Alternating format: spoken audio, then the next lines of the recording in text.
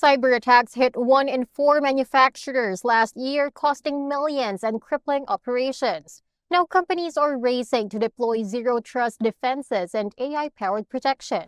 Mark Nutt from Cohesity and Ashish Gautam from Mortar Intelligence are here to break down the threat. Welcome, Mark and Ashish. So, why are manufacturers prime targets for cyberattacks? Let's start with this.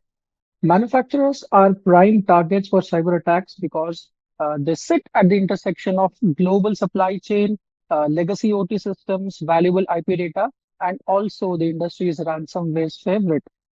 So, firstly, I would like to highlight the manufacturers are high value targets with low tolerance for downtime.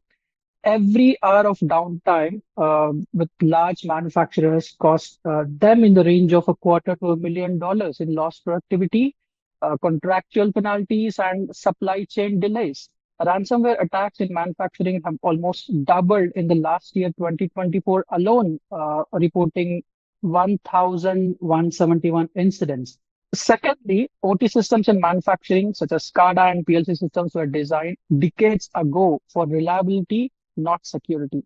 More than half of the manufacturing firms still run outdated OS in their production environments. Manufacturers often possess valuable intellectual property data, such as proprietary designs and production processes. Cyber criminals target these assets to steal sensitive information, leading to significant financial losses and competitive advantage.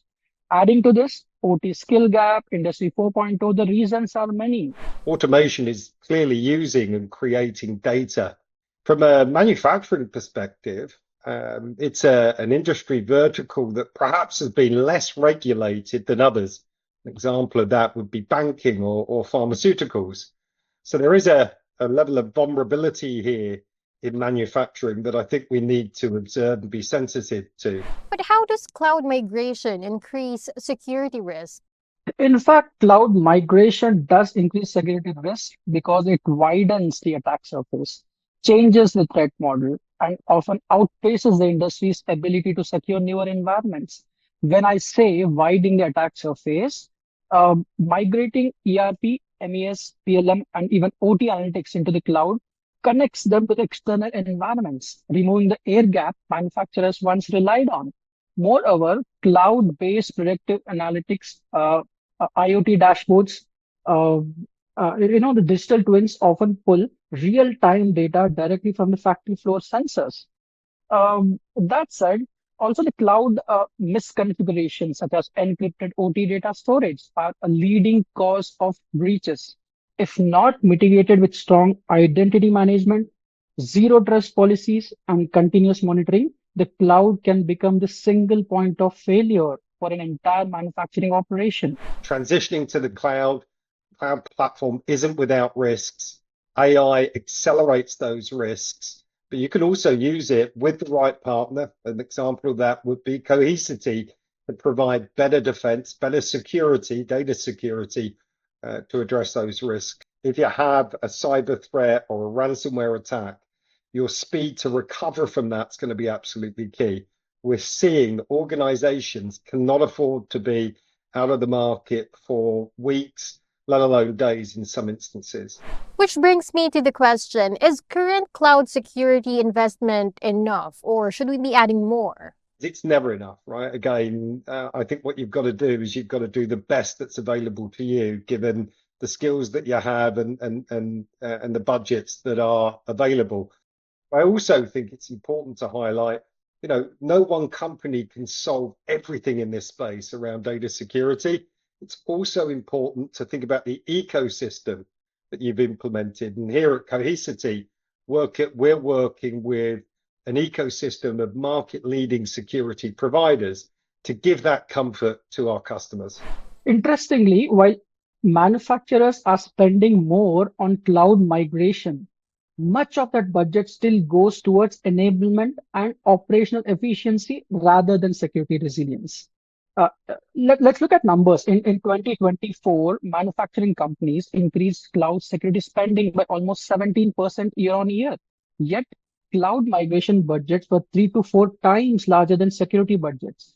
Also, many manufacturers have over resilience, or over-reliance on cloud providers' native security and assume AWS, Azure can handle security. But when you look at the shared responsibility cloud model, providers secure the infrastructure, but customers must secure their workloads, configurations, and identities.